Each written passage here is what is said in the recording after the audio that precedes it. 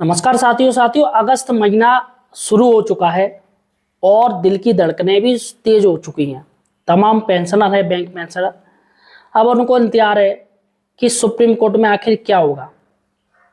साथियों आज हम आपको बताने जा रहे हैं आर्टिकल 14 के बारे में। जी हाँ साथियों, और आर्टिकल 14 के माध्यम से कई लोगों के साथियों केस हल किए हैं सुप्रीम कोर्ट ने, हाई कोर्ट ने। आखिर क्या है ये आर्टिकल 14 जिसकी साथियों अचानक बात होने लगी। और आर्टिकल 14 में ऐसा क्या है खास जिसमें साथियों समानता की बात होती है। और खुद सुप्रीम कोर्ट, तमाम हाई कोर्ट आर्टिकल 14 की बात क्यों नहीं मान रही हैं। और कहीं कहीं हाई कोर्ट, सुप्रीम कोर्ट के जज आर्टिकल 14 का हवाला देके तमाम जो सरकार से जुड़ी सरकारी कर्मचारियों की जो प्रॉब्लम है उसको हल कर रहे हैं। तो आखिर सुप्रीम कोर्ट में भी दो बातें क्यों होती हैं, एक आर्टिकल 14 को सही मानते हैं और दूसरा आर्टिकल 14 के विरोध में बात करते हैं। साथियों एमसी सिंगला केस इसी इंतजार में है कि कब उनको न्याय मिले। यह साथियों आज मैं आपको बताने जा रहा हूं आर्टिकल 14 आखिर क्या है। आर्टिकल 14 इस पर साथियों आज हम चर्चा करेंगे और हम खुद एआई का इस बार इस्तेमाल करेंगे, आर्टिफिशियल इंटेलिजेंसी, क्योंकि आर्टिफिशियल इंटेलिजेंसी साथियों आज के समय में काफ़ी ज़्यादा इम्पोर्टेंट है। और हम खुद इससे प्रश्न पूछेंगे कि एमसी सिंगला केस क्या आर्टिकल 14 के तहत हल हो सकता है, हम खुद इससे जानकारी करेंगे।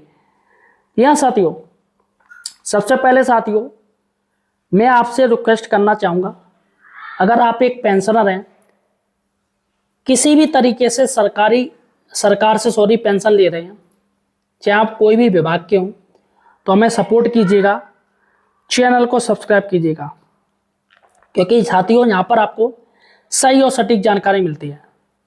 देखिएगा साथियों मैंने एआई से पूछ लिया, अभी मैं बात कर रहा था तो मैंने एआई पे डाल दिया आर्टिकल 14 क्या है। इस पर हम चर्चा करेंगे और किस तरीके से एमसी सिंगला केस को इससे फायदा मिलेगा। देखिएगा साथियों आर्टिकल 14 जिसे 14 कहते हैं, भारतीय संविधान का एक महत्वपूर्ण प्रावधान है जो समानता के अधिकार यानी राइट ऑफ इक्वलिटी से जुड़ा हुआ है। तो बात तो समानता की हो रही, कहाँ समानता है। जो पुराने बैंक पेंशनर हैं वो पेंशन अपडेशन का लाभ लेना चाहते हैं, लेकिन सरकार उनको दे नहीं रही है, और जबकि नए बैंक पेंशनरों को लाभ मिल रहा है। तो यहाँ पर इक्वलिटी तो बिल्कुल चली गई, कहाँ इक्वलिटी रही। जो नियम इनके लिए अलग है उनके लिए अलग है, ये कैसे हो सकता है साथियों इक्वलिटी का नियम। देखिएगा आर्टिकल 14 क्या कहता है, व्हाट से आर्टिकल 14, भारत के सभी लोगों को कानून के सामने समानता यानी इक्वलिटी बिफोर लॉ और कानून का समान संरक्षण यानी इक्वल प्रोटेक्शन ऑफ लॉ मिलेगा, यानी सभी को मिलेगा। ये यहां पर बात की जा रही है। सबसे बड़ी बात है कि आर्टिकल 14 का इस्तेमाल सबसे ज्यादा सरकारी नौकरी वाले लोग करते हैं। इनके केस जाते हैं तो सुप्रीम कोर्ट के जज साहब, हाई कोर्ट के जज साहब, जस्टिस साहब आर्टिकल 14 से उनका निपटारा कर देते हैं, उनके पक्ष में फैसला दे देते हैं। तो एमसी सिंगला में ऐसा ऐसी क्या खास बात थी कि 10 साल से 18 साल से उनको पेंशन अपडेशन का लाभ ही नहीं दिया गया। जी हाँ साथियों इस पर हम चर्चा करेंगे कि आखिर पेंशनर कब पेंशन अपडेशन का लाभ पा सकेंगे। देखिएगा इसके भी दो मुख्य भाग हैं कानून के, आर्टिकल 14 के। सबसे पहली बात है इक्वलिटी बिफोर लॉ, कोई भी व्यक्ति कानून से ऊपर नहीं है, और चाहे वह आम नागरिक हो या बड़ा अधिकारी या नेता, सबके लिए कानून एक जैसा है। गलत, यहां पर साथियों वायलेंस हो गया। सुप्रीम कोर्ट के तमाम जस्टिस साहब जानते हैं कि बैंक पेंशनरों की मांग बिल्कुल जायज है, नाजायज नहीं है, ये सही मांग कर रहे हैं। अगर इनका केस गलत होता, माने कि चलो कि इनकी मांग सही नहीं है, साथियों ऑप्शन था सुप्रीम कोर्ट खारिज कर सकती थी फौरन एक तो सुनवाई के बाद।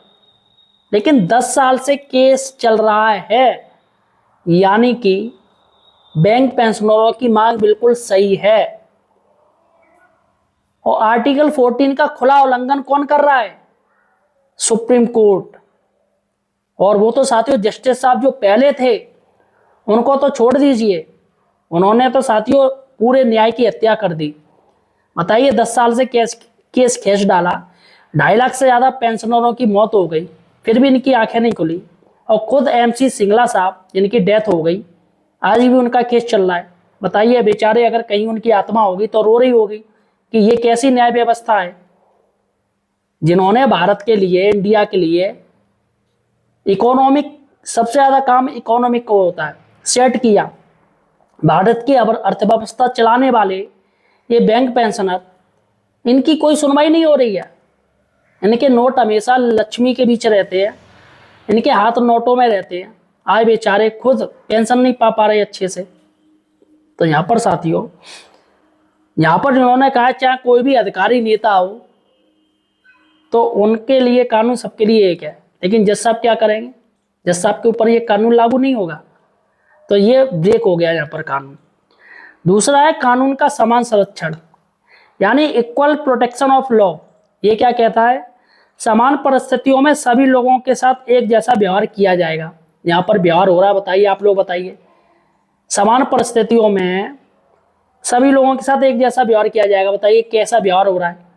पेंशन में ही अंतर कर रखा है इन्होंने, तो कैसे व्यवहार एक सा हो जाएगा? लेकिन अगर परिस्थितियां अलग हैं, यहाँ पर भी दिया है, जो सरकार अलग नियम बना सकती है उनका, जैसे महिलाओं, बच्चों, SC ST के लिए विशेष कानून, जो महिलाएं हैं, बच्चे हैं, दिव्यांग हैं, उनके लिए अलग कानून बन सकता है, SC ST वालों के लिए अलग। लेकिन यहाँ पर साथियों बैंक पेंशनर की बात हो रही है, ये तो पेंशन से रिलेटेड केस है, यहाँ किसी के ऊपर अत्याचार भी नहीं हो रहा है कि भैया SC ST कानून इसको पल्ला दिया जाए, या कोई दिव्यांग भी नहीं है, भाई वो पेंशन के लिए अपना लड़ रहे हैं। उदाहरण के लिए इन्होंने कहा है, अगर 2 लोग एक ही अपराध करते दोनों को समान सजा मिलेगी। यदि गरीब या कमजोर वर्ग के सरकार विशेष योजना बना सकती है, या अनुच्छेद 14 के खिलाफ नहीं है। ठीक है, तो यहाँ पर साथियों अनुच्छेद 14 का यही है कि सीधी सी बात है कि इनका किसी भी के साथ भेदभाव नहीं होना चाहिए। अब यहाँ पर साथियों सरकारी कर्मचारियों के लिए अनुच्छेद किस तरीके से लाभकारी है, देखिएगा। मैं एक बार फिर से इससे पूछ रहा हूं, लाभकारी। देखिएगा, सरकारी कर्मचारियों के लिए इन्होंने कहा है समान व्यवहार का अधिकार। इसके मुख्य लाभ हैं, सभी कर्मचारियों के साथ एक जैसा व्यवहार होना चाहिए, बिना वजह किसी कर्मचारी के साथ अलग या गलत व्यवहार नहीं किया जा सकता। यहाँ पर सब दे रहे हैं, लेकिन आप दोनों में अंतर लेके चल रहे हो कि ये अलग वो अलग है। भेदभाव से सुरक्षा, जाति, धर्म, लिंग या व्यक्तिगत कारण से व्यवधान नहीं किया जा सकता। अगर ऐसा है तो कर्मचारी कोर्ट में जा सकता है।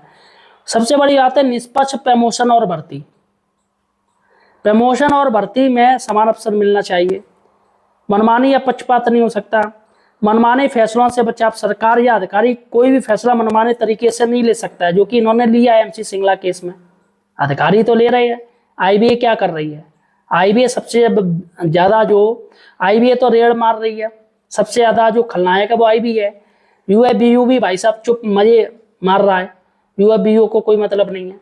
तो ये काय के संगठन है साथियों, मुझे समझ में नहीं आता। ये आप अपने लोगों की, कर्मचारियों की, पेंशनरों की मुद्दे नहीं उठा पा रहे हो तो त्यागपत्र दे दो, क्यों सीट घेरे हो काम का?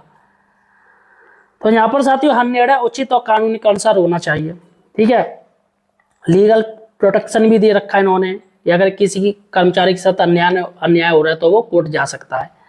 तो सीधी सी बात है साथियों, यहाँ पर सरकारी कर्मचारियों की, पेंशनरों की सुनवाई आर्टिकल 14 के तहत होती है, और तमाम साथियों केस आर्टिकल 14 के तहत उनके पक्ष में गए हैं।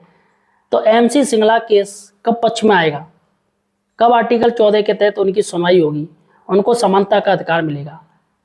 फिलहाल साथियों आपका क्या सोचना है आर्टिकल 14 के बारे में, मुझे कमेंट सेक्शन में जरूर बताइए। धन्यवाद।